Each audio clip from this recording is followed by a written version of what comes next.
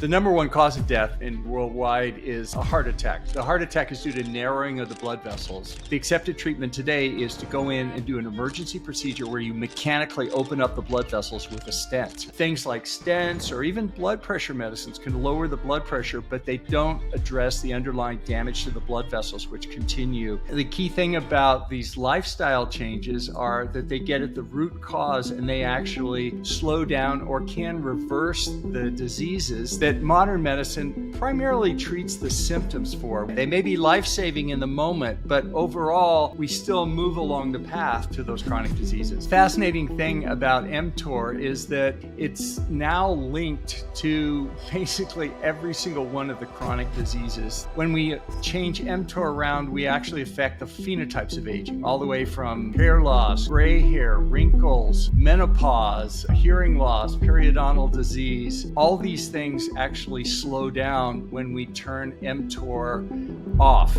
Now people eat all the time, which turns mTOR on, and the types of foods they eat also turn mTOR on. What we're seeing today is a situation where mTOR is turned on all the time. There's a credible explanation of why turning on mTOR can drive all these chronic diseases and even driving aging and shortened life expectancy. Dr. Robert Lufkin, welcome to the show, my friend. Hey, Ben, brother. It's great to be back and see you again. Great to see you, brother. I was on your podcast, what was it, like a year and a half ago now, I think. Yeah. We had a lot of fun, and you've been up to a lot of cool things ever since we had our conversation. You have a brand new book coming out in 2024, which we're going to take a deep dive into. I was just telling you, Robert, I read your book because your team sent it over to me, the PDF version of it. I loved it. Speaking my language, I was like, yes, exactly, yes. But here's the thing that I have the most respect for you when it comes to your career, what you stand for, and why you wrote the book. I actually took an excerpt from the book. It's a very short passage. I'm going to read it. I'm sure you don't mind. It's very short. And I want to start right here, right? So you are 100% in the medical establishment, is what you said. You are all for organized systems. And your background showed that. You served as a president of a major international medical societies, lectured worldwide, and been paid by universities, drug companies, and research institutions. So your credentials were clean. They still are, you say. Then, you say you were the unofficial spokesperson for the establishment. Then something happened where you developed 4 diseases. Let's start right there. What happened? Yeah, I mean, I was well into my career at teaching at major medical school. Things were going great. I just had 2 kids, and suddenly I came down with these 4 chronic diseases, which I was very familiar with. And actually, my father had gotten those same diseases, and he died of them. But he was almost 90 years old when he died, and the problem was, I wasn't 90 years old. I had kids that weren't even in elementary school yet. And, putting 2 and 2 together, this story wasn't going to end well, because I'd already gotten the diseases at such a young age. So I went to my doctors and they said, no problem, we'll take care of it. They put me on a prescription drug for each one of the diseases, which I took.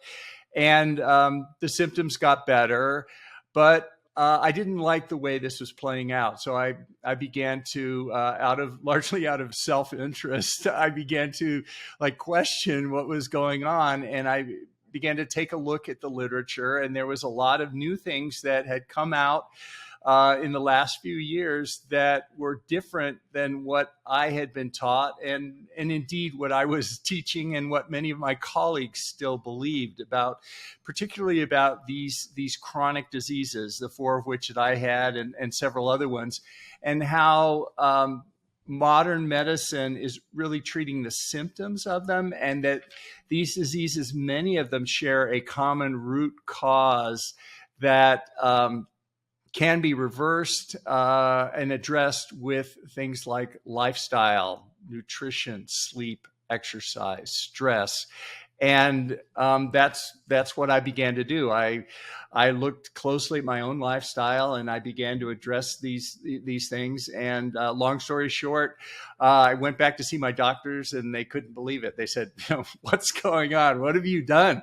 You don't need these prescriptions anymore." So they canceled the prescriptions, and I turned the page on my life, and now I want to help communicate this message to other people, my colleagues, and most importantly, all of us out there who are on this path to health, and eventually we're facing these chronic diseases, because these chronic diseases are the diseases that will determine our own longevity and kill.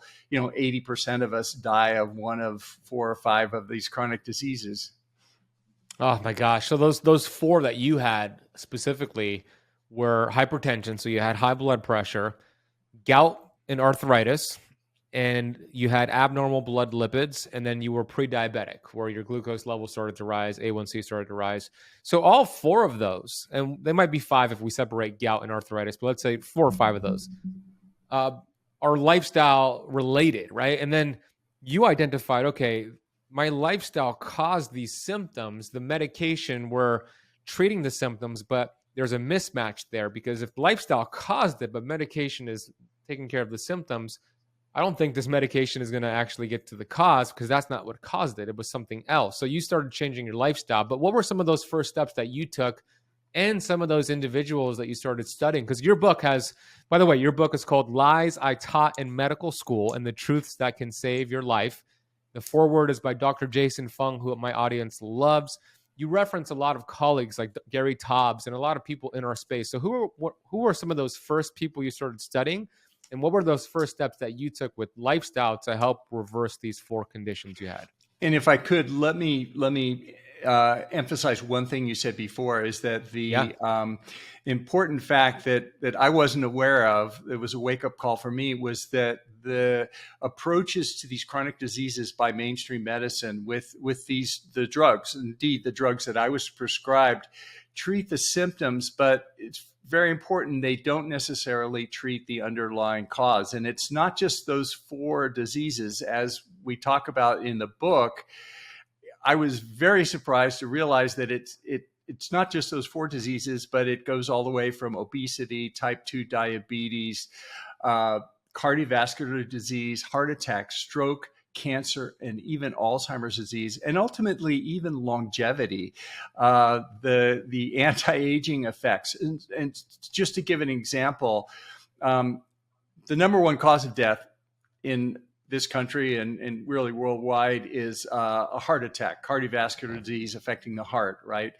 And most people, when they get a heart attack, the heart attack is due to narrowing of the blood vessels, due to this atherosclerosis disease that you've talked about with your audience before. But the blood vessels get narrowed, and then the heart doesn't get enough oxygen from the blood, and you have a heart attack. And the accepted treatment today is to go in and do an emergency procedure where you mechanically open up the blood vessels with a stent, and that restores the blood flow. But the interesting thing about putting stents in, it may save you in the moment so you don't die immediately from that heart attack, but it has no effect on your overall death rate from cardiovascular disease. In other words, you will still continue to die of a heart attack at some point. And the reason is the stent only widens that one vessel. And what happens is the underlying disease that is not addressed by the stents, and even as I argue in the book, is not adequately addressed even by statins, the underlying cardiovascular disease continues to progress, and those blood vessels get narrower, even where the stent is, but all the other blood vessels of the body continue to progress. So things like stents or even blood pressure medicines can lower the blood pressure, but they don't address the underlying damage to the blood vessels, which continue. So the key thing about these lifestyle changes are that they get at the root cause, and they actually slow down or can reverse the diseases that modern medicine primarily treats the symptoms for with these prescription drugs that we get. They may be life-saving in the moment, but overall, we still move along the path to those chronic diseases. So sorry for the derailment there. No, it's very important to emphasize that, because you're right. The symptoms aren't even necessarily, and you make the case for this in your book, the symptoms are not necessarily the problem. They are a result of the problem. And sometimes they could be really disconnected and far away from the actual problem. It's the body's check engine light. So we want to look at those symptoms as a gift. Okay, this is your body's way of communicating with you that something you ate, something you did, maybe you smoked too much, maybe it was alcohol, whatever it was, something that you did caused an interference in your metabolism, which we'll talk more about the metabolism myth and lies.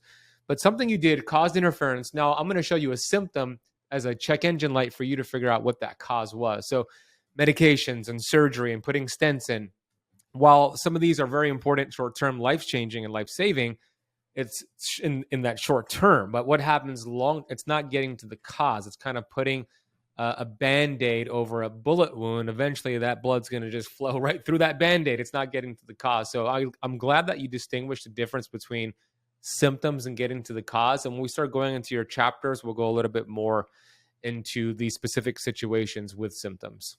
Yeah, a great analogy people use is I walk out and my floor is wet. I notice the floor is wet in my house. So what do? I get a mop and I mop up the floor.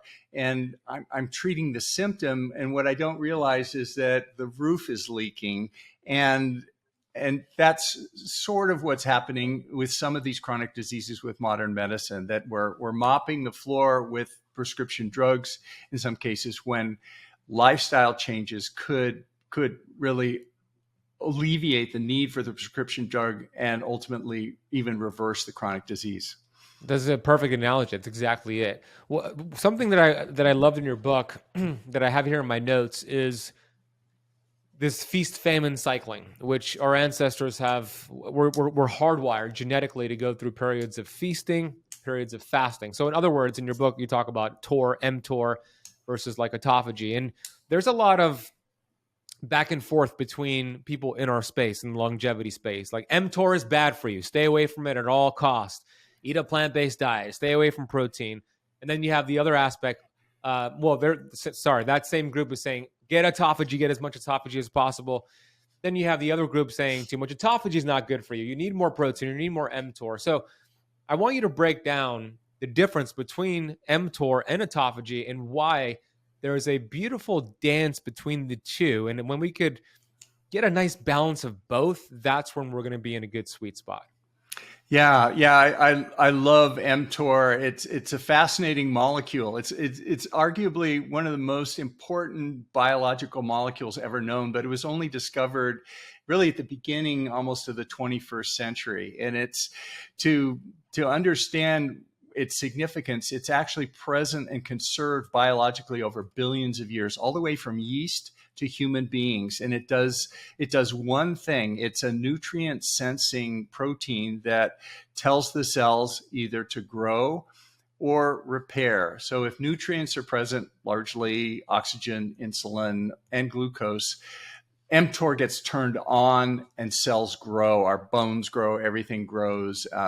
And then when food is not available, mTOR switches off and we hunker down into repair mode. We start cannibalizing our cells and we make do with what we can. Autophagy turns on. And that may sound like a bad thing, but actually it's a healthy thing for us once in a while to do this. And so a fascinating thing about mTOR is that it's now linked to basically every single one of the chronic diseases that we talk about in the book, and the major chronic diseases that are affecting us today and determine our lifespan and longevity. So mTOR is actually a very powerful anti-aging mechanism.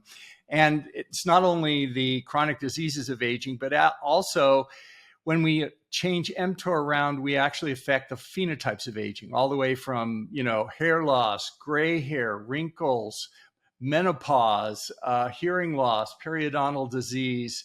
All these things actually slow down when we turn mTOR off into that autophagy mode. So back to your question, the role of mTOR is to basically protect the cell, because if food is available, you want the cell to turn on and grow. If the cell turns on and grows when food's not available, the cell will die, and vice versa will be a bad effect. So mTOR is very, very important for survival. It's the number one survival switch in a lot of ways. Over time, it's believed, and nobody really knows for sure, but it's believed that mTOR in a normal organism switches back and forth because both are good. There's a balance there. In other words, sometimes turning mTOR on for growth is good, and sometimes turning mTOR off for autophagy is good. What's happened with human beings in our modern civilization, if you imagine a hunter-gatherer, 50,000 years ago, mTOR will turn on when there's, food available, and then maybe a few days will go by and there's no food, and mTOR will be off, and you'll get a nice balance. Well, as everybody knows, about 12,000 years ago, that changed. And, what Jared Diamond and Yuval Harari says is the worst thing that ever happened to mankind. And that is the agricultural revolution, which made domesticated plants available and food to be stored. So it began, we believe that it began switching mTOR. So there were fewer and fewer times when mTOR was turned off because food was available. You could store grains. And this hyper accelerated in the last 150 years when refrigeration was developed, and processing. And then finally, in the last 30 years, ultra-processed junk foods have taken over our food supply. And now people eat all the time, which turns mTOR on. And the types of foods they eat tend to be the types of foods that also turn mTOR on. Of the three macronutrients, primarily carbohydrates and glucose turn on mTOR. Protein has a mild effect, and fat has very little effect on mTOR. So what we're seeing today is a situation where mTOR is turned on all the time, or at least an abnormally high amount of time in people. And based on the mechanisms that we understand about mTOR, there's a credible explanation of why turning on mTOR can drive all these chronic diseases that we've talked about, and even driving aging and shortened life expectancy. Such a great breakdown. Would that explain why bodybuilders, for example, die on average about 12 years? They live 12 years less than the average person. They're constantly in mTOR, eating every 2 to 3 hours, overfeeding to get a performance gain. But would that make sense that a lot of bodybuilders that age rapidly are constantly stuck in mTOR, and that might be why they age faster?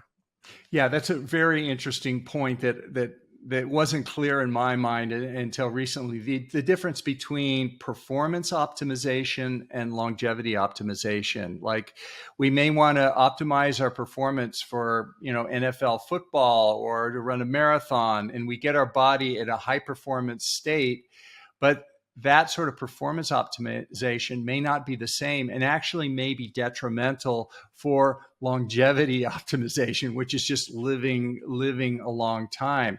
And we're starting to see that now. The statistic you mentioned about bodybuilders is another shocking statistic that's come out about distance runners and sort of ultra marathon people who do a lot of activity. What we're finding is that these people have a higher amount of coronary artery calcium scores in their coronary arteries. And in addition, they also have a type of myocardial fibrosis or damage to the heart muscle that isn't present in people who don't do these ultra marathons. So it appears for exercise, there's a sweet spot in there. Too little is what most of us err on, which is bad, but too much is also bad. And it makes sense. Almost everything else you can do too much of too, but it appears with exercising and these performance optimizations, you may be trading off your longevity for a peak performance at one thing. So important to understand that. I know when I owned a CrossFit gym here in Miami, and back in 2013, when I was really getting into keto and fasting, I would do seminars at the CrossFit gym, and those members and our coaches, they did not want to hear that message, because they were all about performance and gains and PRs and the fastest WOD times. But I was trying to make it clear at that time, your performance in your CrossFit gym here might not be the same thing as health and longevity. Those goals are usually not synonymous. Now they could be, but sometimes most of the time you're sacrificing years off your life to perform short term. So you made that case right now with chronic long distance runners. I recently had Dr. Sean O'Mara. I'm not sure if you're familiar with, Sure. He's great. He was actually just here at my studio last week. We sat down for an interview, and one of his, we know where the top 5 things that lead to visceral fat. One of them was chronic endurance exercise, because high chronic cortisol levels, and plus, as you know, Doc, a lot of these endurance athletes are just eating a whole bunch of glucose and sugar just to kind of get through that run or whatever exercise it is. So there is a difference there. But let me ask you this question. How do we know if we're getting just the right amount of mTOR versus autophagy? Let's talk first about the majority of Americans. 88% plus of Americans are metabolically inflexible, unhealthy. They probably need more autophagy than mTOR. So how do you gauge if you're getting enough of both? Is there a certain lab test, like a fasting insulin we could look at, maybe IGF-1? How can we gauge if we're getting a good balance of both? Yeah, the honest answer about mTOR and measuring it is we don't know. There is no test for mTOR, so we can't check mTOR levels or check what it's positioned in. So we have surrogates for it. We can look at fasting glucose levels. We can look at fasting insulin levels, HA1C, and those metabolic markers as well. But we really don't have a way to measure mTOR directly. So we make inferences based on what we know. I want to take a quick break from the video you're watching to share something with you that has made a big difference with my health and the thousands and thousands of students that I teach all across the world. Now, this is a unique device that has been shown to help with skin health, sore muscles, wrinkles, psoriasis, eczema, scoliosis, migraines, sleep issues, arthritis, acne, scar tissue, wound healing, relaxation, and also boost testosterone levels. What am I talking about? What is this miracle drug? Well, it's not a miracle drug. It's red light therapy. As you can see here, this is called photobiomodulation. And I use this red light therapy device every single day. Not only do I use it, my fiance uses it. Our dogs and cats love it. And the device I have here is from Bon Charge. Bon Charge has a different range of big panels, small panels, from affordable to ones that are a little bit more money depending on how much you want. And I love this product. I feel so good. And it doesn't take a lot of time to get all these benefits. I simply take off my glasses, which is Bon Charge glasses, by the way, turn it on, and I have it running for 20 minutes once a day. And turn it on, and as you can see, I just leave it there on my desk as I work. 10, 20 minutes per day will suffice, and it makes a big difference. You're going to notice a big improvement with your skin health and all the things we mentioned earlier in just a matter of weeks. So if you want to get your hands on this Bon Charge red light device or get their big panels, they also have panels that you could take on the go that are more affordable, then head over to boncharge.com/ketocamp and use the coupon code KETOCAMP to get 15% off your red light device, or as a matter of fact, your entire order. Any product, you could get 15% off with that nice coupon code KETOCAMP. So whether it's these Bon Charge blue light blocking glasses, their sauna blanket, or any of their awesome products, use that coupon code KETOCAMP at checkout. We'll drop a link down below. Go check them out. They are awesome. And let's get back to today's video. So when we're looking at fasting insulin, we're looking at A1C. You talk about these in your book.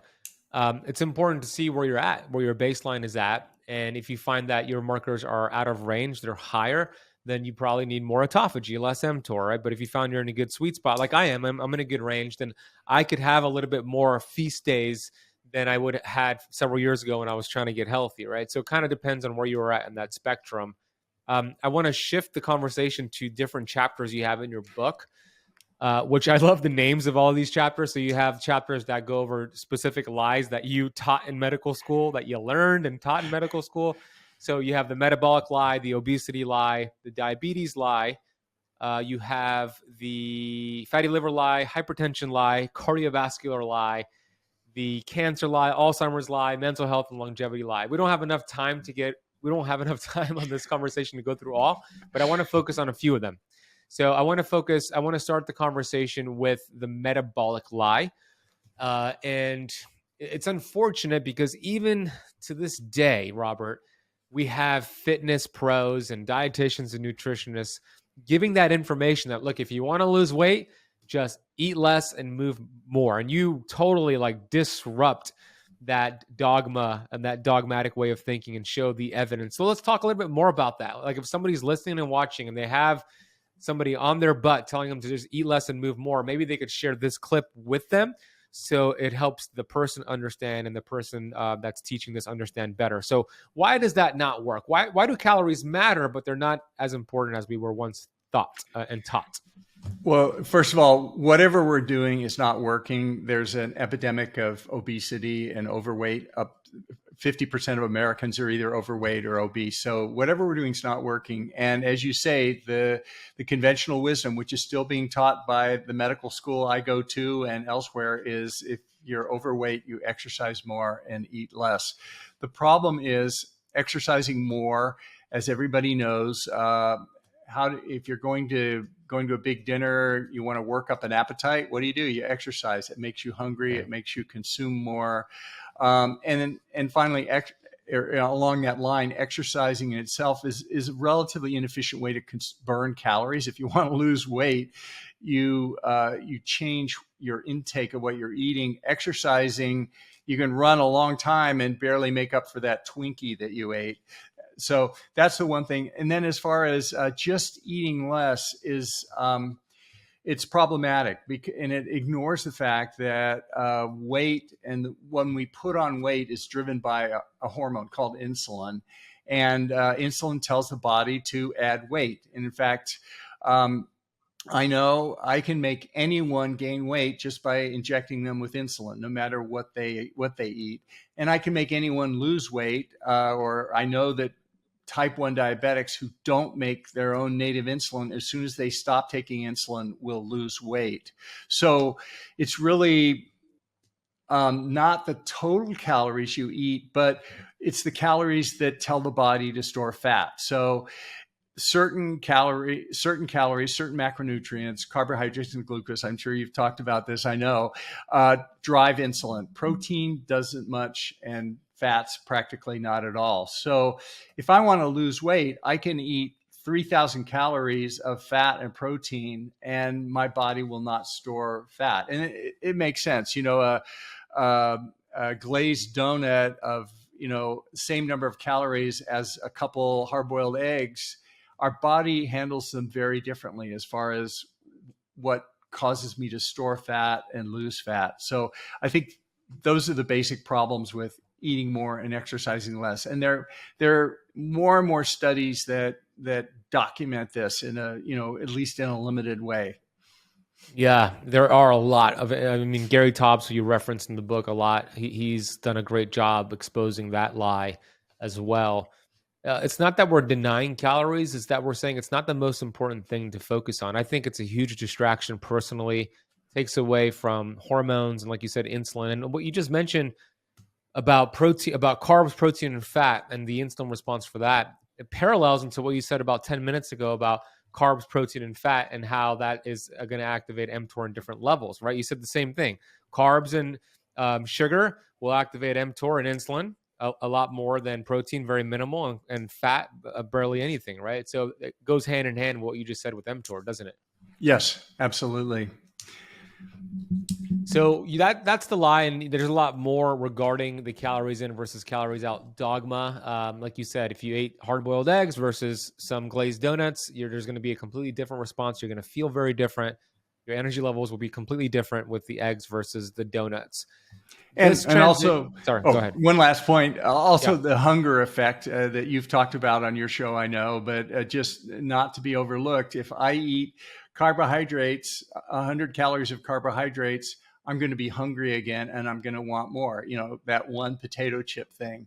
But if I eat 100 calories of cheese, let's say, which is largely fat, I can eat one piece of cheese and walk away. I cannot eat one potato chip and walk away. I mean, I'm a recovering junk food addict myself. I know the mental pressures of junk food, and I fight that battle with myself every day. Yeah, I could relate in some sense. I used to have a big battle with junk food as well. But you're so right. When you eat fat and protein, you activate these different hormones and chemicals that signal satiety, right? Leptin, cholecystokinin, peptide YY. You don't get that with processed carbs. That's why when you're done eating a big steak and they offer you a free steak, you're like, there's no way I could eat that. But they offer you some ice cream. Sure, I got room for that, right? Because it doesn't activate the same hormones. You could go at it with the ice cream. So that is very important. And I know you're a big fan of keto and fasting, especially because so many people have hyperinsulinemia, and let's transition to that conversation, right? You gave some really alarming stats when it comes to prediabetes and diabetes. You said 1 in 3 adult Americans are either diabetic or pre-diabetic, and 80% of them don't even know it. So let's talk about that, because that insulin is making a lot of noise for a very long time, and it takes 10, 15 years before that glucose changes. So let's talk about what is happening when somebody is consuming high carbs and eating frequently. And although they might not be diagnosed with diabetes or pre-diabetes in a few years, what's happening to the beta cells in their pancreas? Well, I agree what you said about the risk of prediabetes and diabetes, but I think it's even worse than that. My thinking has changed. I used to think that, like many diseases, some people either got it or they didn't get it, based on genetics, environment, that sort of thing. My thinking has changed, and it's based on some studies that have recently come out. That one study was a large number of non-diabetic adult Americans from the Framingham data and from the NHANES data, and they looked at their marker for their diabetes marker, their insulin resistance marker, which is, they didn't look at fasting insulin, they looked at hemoglobin A1C, which is this similar fact. And as everybody knows, your hemoglobin A1C, once it crosses a certain threshold, like 6.5 or so, then your doctor diagnoses you as a diabetic, and he or she can charge for the visit, and they can prescribe metformin and insulin and all that sort of stuff. But before that, they really can't, because you're not a diabetic yet. Well, what they found, interestingly, with these non-diabetic adult Americans was that their HA1C, in other words, their insulin resistance marker or their damage due to sugar, increases with age. And the older you get, the higher your HA1C gets over time. It just creeps up like that. And the way I think about it now is that we're all on the path to type 2 diabetes. We are all, most of us, maybe not 100%, but most people generally, our HA1C gets older the older we get. And formal type 2 diabetes is basically, it's in our future of all of us if we live long enough. It's sort of like gray hair. If I don't die of something else, I will eventually, get gray hair. I think type 2 diabetes and insulin resistance, based on these numbers with the HA1C levels creeping up across the population with age, I think we're all on the path now to to diabetes. Now, what does that mean? Well, it just means that it's suddenly not, well, I'm not diabetic, I don't have to worry about, my carbs, or I don't have to worry about mTOR or these other things. Well, actually, I think we all do, in a sense. One, for the reason that we're creeping up, our HA1C is increasing, all of us, over time with age, but also for a lot of reasons that turning on mTOR causes a lot of bad things, in addition to diabetes, driving all the chronic diseases. So that study about the older we get, the higher our insulin and A1C levels climb. I wonder if that's still the case for individuals who are doing what we do, in more of like the biohacking longevity space, because I don't know what the frame of reference was with the patients they surveyed, because the average American, 88% plus, I would find that it's believable for those individuals. But for us, I find it hard to believe that it's inevitable before I get type 2 diabetes if I live to 120, even though I'm doing all the things that I'm doing. So can we just clarify whether you believe that is the case for all humans, or for the majority of people who are not really doing some of the longevity things that we follow? Yeah, to be clear, the the paper I'm citing and others I'm aware of didn't subdivide that just because they didn't have the data. So it was a population-wide study showing that HA1C was increasing. So what I take home from that, or my inference, is that absent changing our diets, we are all on this path. But as you say, there are other studies that show very clearly with people that eliminate junk food and eliminate carbohydrates from their diet, they can actually reverse their HA1C levels and bring them way down. So I would agree with you that while the general population has increasing HA1C levels, I think that we all have the choice to not go down that path if we pay attention to our lifestyle, junk food, and diet. Yeah, exactly. And that's why conversations like this in your book are so important, because let's face it, type 2 diabetes and insulin resistance are a lifestyle caused disease, and they're all reversible. Type 1, we're not talking about that, but type 2 and insulin resistance, yes. And you gave some stats that I was not aware of when it comes to some of the financial gain of people having diabetes, right? So in 2013, your book says sales of insulin and other diabetes drugs reached 23 billion. And that's according to data from IMS Health, which is more than the combined revenue for the NFL, the Major League Baseball, and the NBA. Which is interesting. So let's talk about the way that diabetes is currently being treated. I know that when my dad had type 2 diabetes, I didn't really understand it as a kid. I just remember my dad taking insulin and medication. And then as an adult, 22, 23 years old, I still didn't understand it until my dad got really sick and ended up suffering a massive stroke, and then it left him paralyzed, and he ended up losing his life, which raised a lot of questions for me, which is part of the reason why I'm in this space, because I want to learn and prevent others from suffering like my dad did and I did. So I remember my dad was taking insulin and he kept gaining weight. And I was asking his conventional doctor, because his doctor said he needs to lose weight to manage the diabetes better. And then he would gain weight. And I remember looking up insulin and it says it causes weight gain. So it didn't really make sense to me. I know that there are different meds over the years that have come out. So there's some meds that lower glucose, that take glucose out of the bloodstream and pack it into different parts of the body, which show you it's lowering your blood glucose levels. There is insulin, which does something similar. And then there are medications that cause you to pee out excess glucose. So let's talk about the most common treatments and why none of them are getting to the cause. Yeah.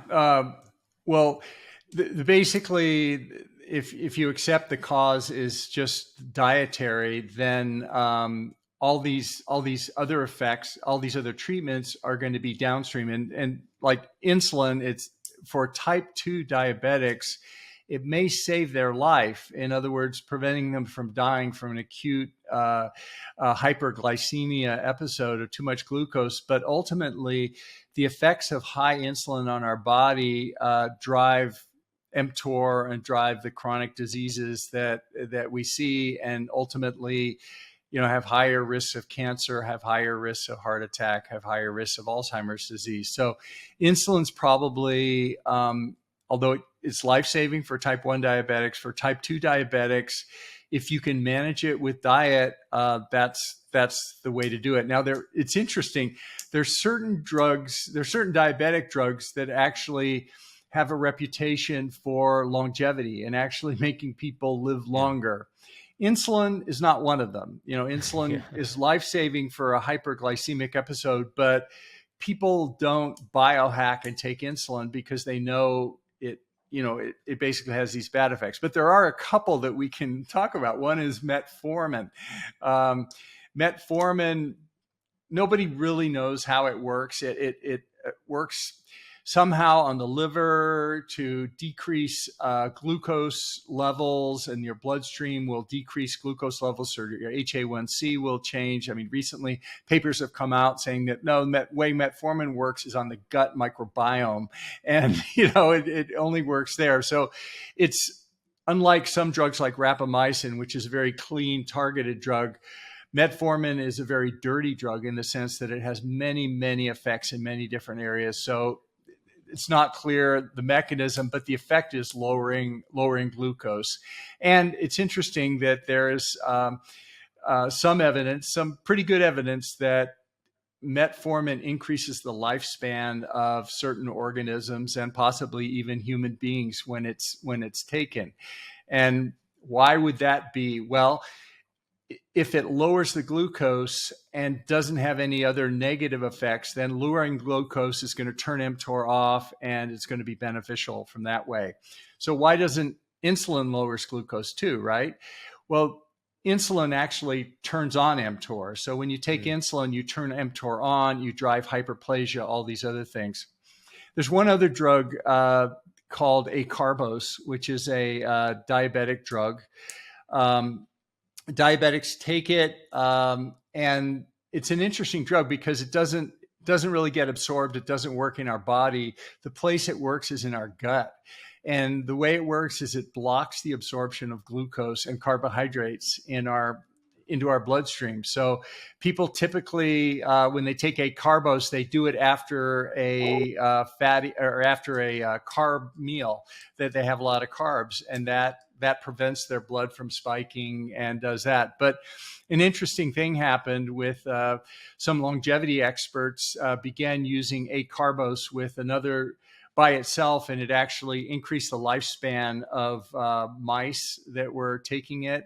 And when they combined it with rapamycin, which is the most powerful lifespan extending drug, which works incidentally by turning down mTOR, when they combined acarbose and rapamycin, they got a dramatic compound effect of life extension, at least in this mammalian animal model. But it's to the point that now human experimenters are taking rapamycin and acarbose off label, and metformin for its longevity effects. But a lot of these effects are through the manipulation of the glucose levels in our body related to, what we're talking about with diabetes. Fascinating. You take rapamycin yourself, don't you? I do. Yeah. And how long have you been taking that? Taking it about 3 years. You're doing it for the longevity benefits because the science makes sense to you on that? Yeah, I mean, I am. Although rapamycin is FDA approved initially for organ transplants, which, I don't have, but it's also FDA approved if you coat stents in, like the heart attack stents. Rapamycin will stop the atherosclerosis from reoccurring. So there's question that rapamycin taken orally may slow down atherosclerosis. Nobody knows, but there's a study there. Rapamycin is also FDA approved for several cancers. It stops for metastatic renal cell cancer and other cancers as a primary treatment for these cancers, or secondary treatment. So rapamycin has effects not only on cardiovascular disease, but also on treatment. And there are now some animal studies where rapamycin actually slows cognitive impairment and reverses cognitive impairment in the mouse model, to the point that the University of Texas and others are now doing studies with rapamycin for Alzheimer's disease patients. So cool. a lot of effects of rapamycin, not just for longevity, but by slowing down these chronic diseases. And then the phenotypes of aging, in the mouse, rapamycin grows the hair back, makes the gray hair go away. In the human model, it reverses skin changes with aging when you apply it as a skin cream. With hearing loss, it affects the cochlear cells in the animal model so that they regain hearing from age-related hearing loss.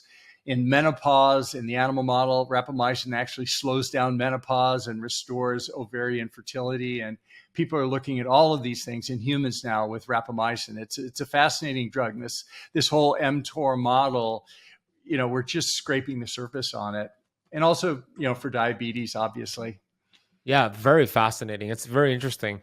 So with insulin and metformin, both are lowering blood glucose. But the question is, where is the blood glucose going if it's not being burned off? So let me ask you that question. If they're not changing their lifestyle, and type 2 diabetics, and they're just eating the same way, which is going to be a high carbohydrate diet and eating frequently, but they're taking either insulin and metformin, where does the sugar go?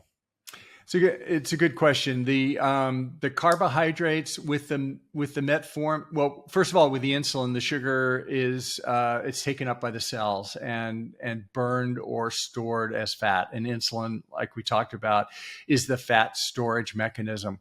With metformin, there's less insulin produced by, the pathways like gluconeogenesis and stuff. So some of the insulin is coming from other sources even, but for whatever reason, it's decreased insulin that's released into the bloodstream. Metformin is not known to increase fat storage. So people taking metformin don't tend to get fat. I mean, the main side effect with metformin is GI distress, but that may be related to the GI effects of the metformin mechanism, which, like I said earlier, we really don't understand yet. But it's interesting. Yeah. Both drugs lower glucose, but one turns mTOR on and has a negative effect on chronic diseases, a bad effect. The other one turns mTOR off, which is the metformin, and that has longevity effects and presumably, health benefits for all these chronic diseases as well, possibly. Yeah. And I know Dr. Fung says just giving a type 2 diabetic more insulin to treat their type 2 diabetes is like giving an alcoholic more alcohol to treat their alcoholism, right? Just doesn't make sense. Yeah. So we know that the goal is to reduce your carbohydrate intake and the frequency. So get more insulin sensitive, because that's the mismatch there. Conventional dogma when it comes to type 2 diabetes is that we need to treat the blood glucose. That is the problem. But what we have found is that, no, that is a result of the problem. The real problem is hyperinsulinemia. There has been too much insulin for too many years. Now the cells are full of sugar. The liver is fatty, which you have a whole chapter about fatty liver. The pancreas is now fatty. We need to actually start pulling fat from the pancreas, from the liver, from other cells. And we do that with a low-carb, keto diet, intermittent fasting, some of the principles you talk about in your book.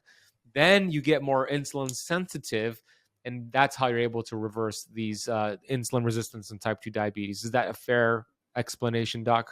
Absolutely. And, in your program, with Keto Camp and all, fits right into doing this. Yeah, we love talking about this. I love the book. Like I said, you're speaking my language.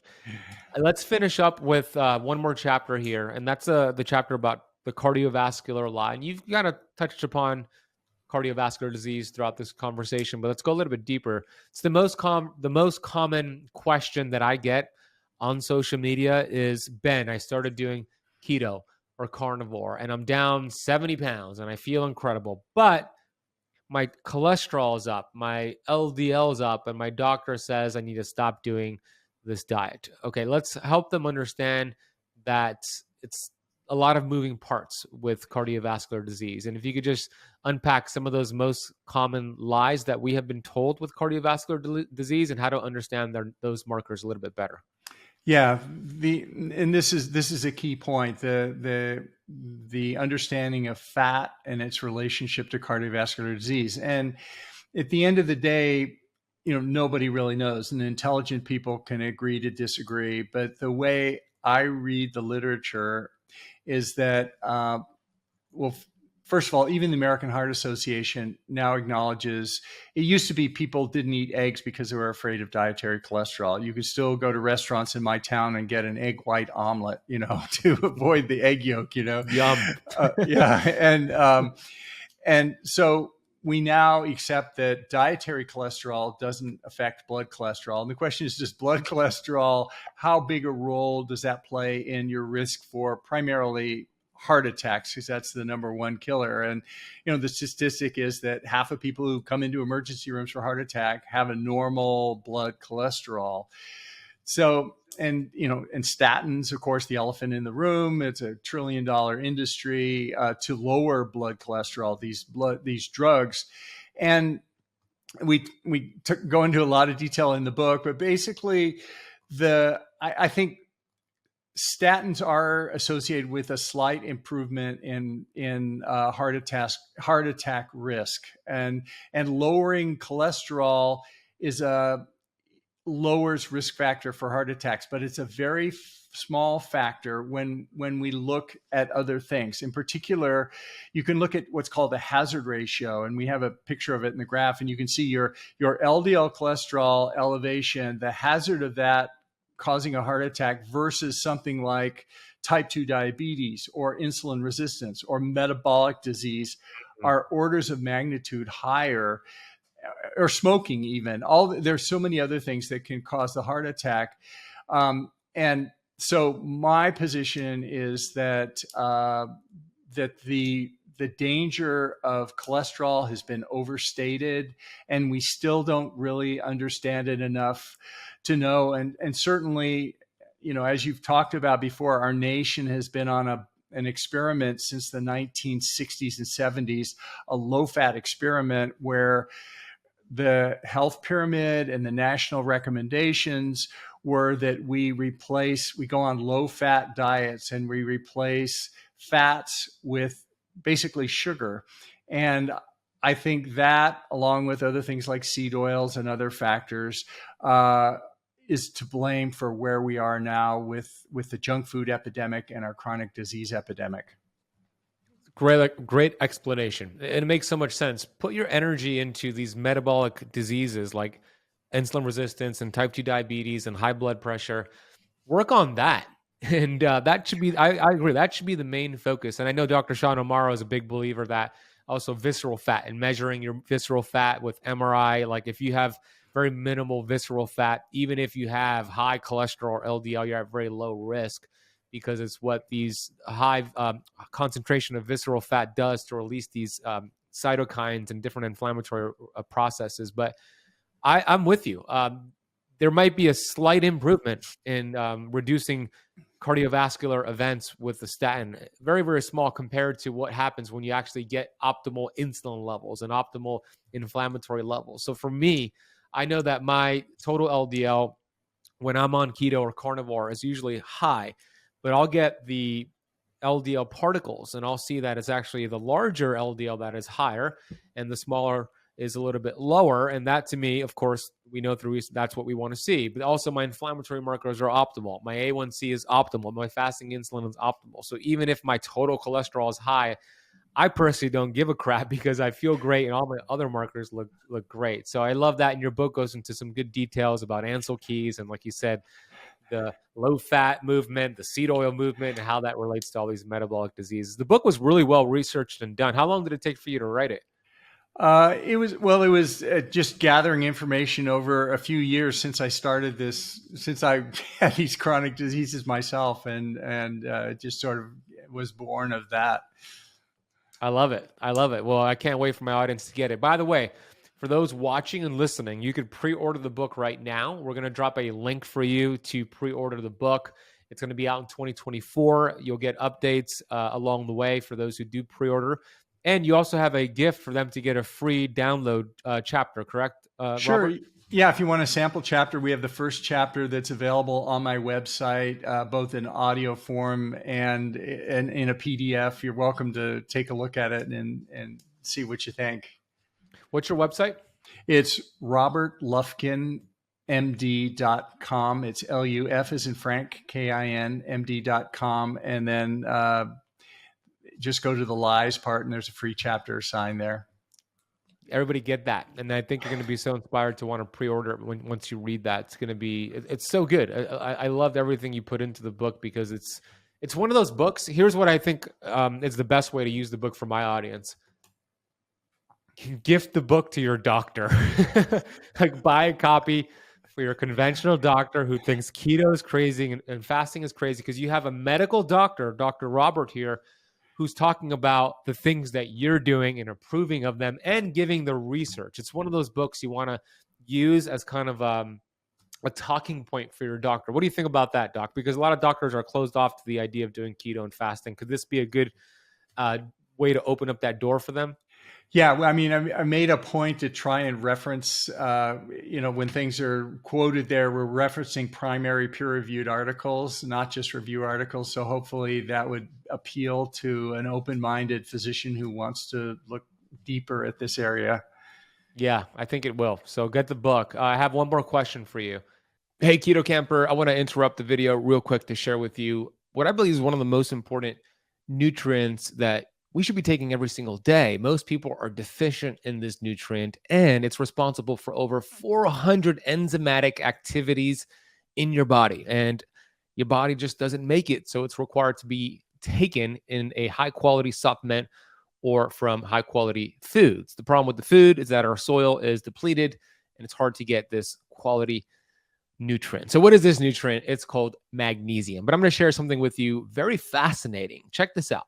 Upgraded Formulas has this incredible product called Upgraded Magnesium. And Barton Scott, the developer of this product and company, he's a brilliant guy. He created nanoparticle magnesium, which has the ability to penetrate your membranes and go right into your cells. There's a 99.99% absorption rate. Now, this is unheard of because with other magnesium products, you better believe it's not that high.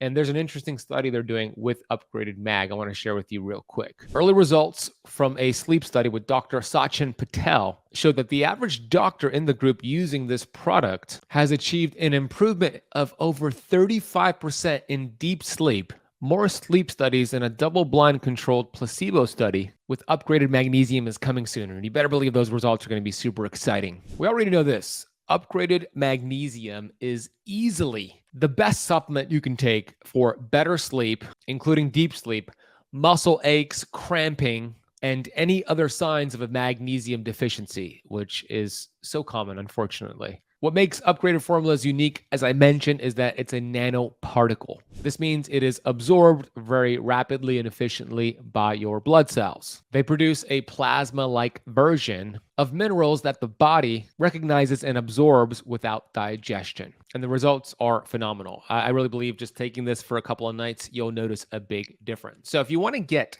Upgraded Formulas, Upgraded Mag, and any of their products, they also do some incredible hair mineral analysis tests to see your mineral imbalances and deficiencies, etc., and other incredible products that we've referenced before.